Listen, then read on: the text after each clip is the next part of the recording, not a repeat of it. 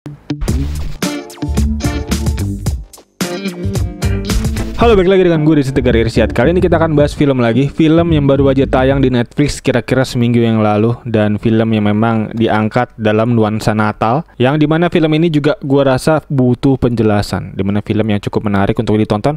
Dan film yang akan kita bahas kali ini berjudul Carry On. All you have to do is nothing.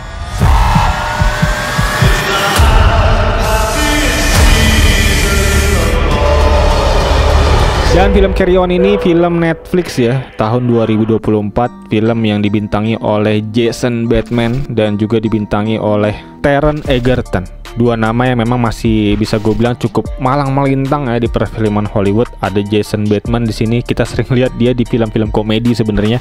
Dan menariknya dia bermain di film ini sebagai tokoh antagonis gitu ya. Bisa juga gitu dia main antagonis di sini.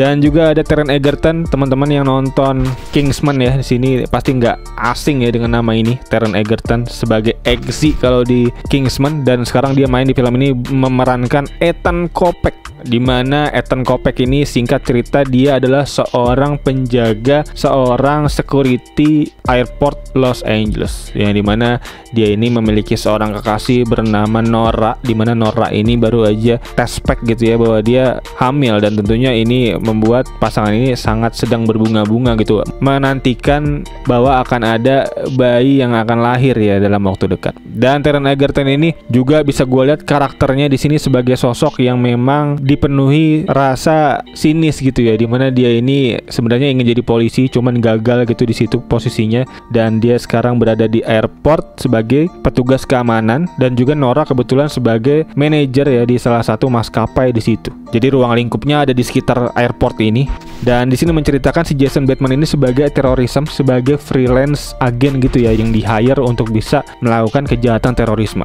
Kejahatan terorismenya apa? Kejahatan terorismenya ini adalah untuk membawa koper masuk ke dalam bagasi pesawat, yang dimana koper itu berisi senjata chemical, bom chemical, dimana bom chemical ini bernama Novichok. Novichok ini yang berasal dari Rusia, dimana ini bom yang sangat mengerikan, dan mungkin bisa kita bahas ya, ini sering banget ya di dunia konspirasi dibahas bom chemical, dan banyak kasus-kasus bom chemical kayak gini juga yang memang konspirasinya banyak. Wabah-wabah yang terjadi di masa lalu itu juga disebabkan oleh bom chemical ini. Itu masih sebatas konspirasi memang, tapi cukup menarik sebenarnya untuk dibahas.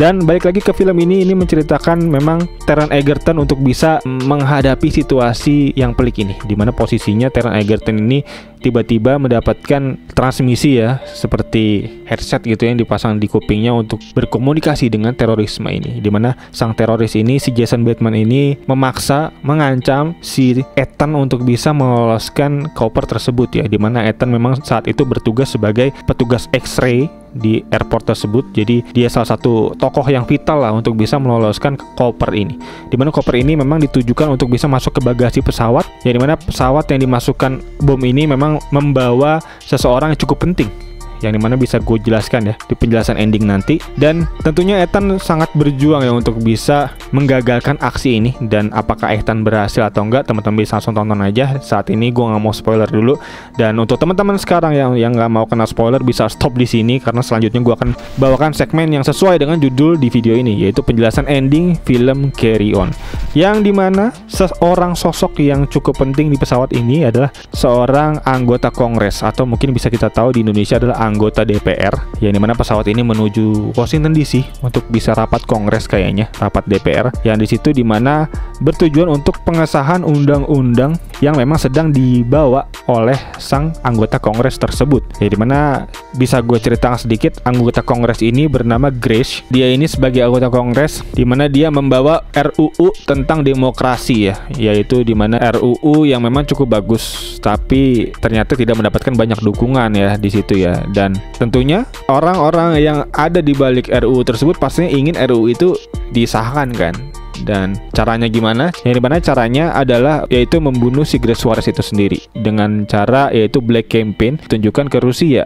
Jadi seakan-akan Grace Suarez ini dibunuh oleh agen Rusia untuk bisa menggagalkan RUU tersebut. Jadi dengan cara itu Kongres dan juga masyarakat melihat bahwa oh, RUU ini berarti sangat penting nih untuk diloloskan nih, karena Rusia aja mau menggagalkan RUU ini untuk bisa lolos di Kongres. Jadi ini permainan politik banget ya. Jadi teman-teman mungkin yang agak ngejelimet tentang politik pasti akan sedikit agak pusing juga ya, termasuk gua sendiri ya, karena ini memang cukup syarat dengan politik, permainan politik. Gua nggak tahu apakah memang di politik asli ya, di luar film akan kayak gini juga gitu ya. Karena bisa gue lihat inti dari cerita ini adalah ada teroris. Teroris ini dibayar oleh entah siapa, yang dimana teroris ini bertujuan, intinya misinya untuk membunuh satu orang kongres gitu di dalam sebuah pesawat, dimana kongresmen ini bernama si Grace tadi, Grace Suarez. Yang dimana Grace Suarez ini kenapa mau dibunuh? Karena dia membawa RUU tentang demokrasi, yang dimana RUU ini nggak banyak yang mendukung, dan kemungkinan besar RUU ini akan ditolak di kongres. Dan caranya gimana untuk bisa meloloskan RUU ini dengan tanpa dukungan masyarakat yang banyak pada saat itu, yaitu adalah dengan cara membunuh si anggota kongres yang mewacanakan RUU tersebut. Yang mana RUU tersebut ini memang sepertinya menguntungkan pihak-pihak yang membayar sang agen teroris tadi ini di awal, si Jason Bateman tadi. Dengan harapan setelah membunuh si Grace Suarez ini, masyarakat akan melihat bahwa oh, RUU ini sangat penting ini untuk bisa diloloskan, karena si Grace yang membawa wacana itu dibunuh oleh pihak yang diduga karena senjatanya dari Rusia adalah agen dari Rusia tadi. Dan maka dari itu tujuan dari orang yang membayar sang teroris freelance ini akhirnya tercapai. Dan kurang lebih begitulah untuk ending penjelasan dari motif sang teroris ya untuk bisa membunuh si Grace Suarez ini gitu. Dan berikut kurang lebih untuk penjelasan dari film ini, penjelasan ending mungkin dari film ini yang bisa gue jelaskan. Dan untuk review sedikit aja untuk gue, untuk film ini mungkin bisa gue bilang film ini salah satu film yang cukup ringan untuk bisa ditonton di akhir pekan. Khas banget film Natal bisa gue lihat, yang dimana diawali dengan kehangatan keluarga. Di situ diperlihatkan ya, ada seorang keluarga kecil yang baru aja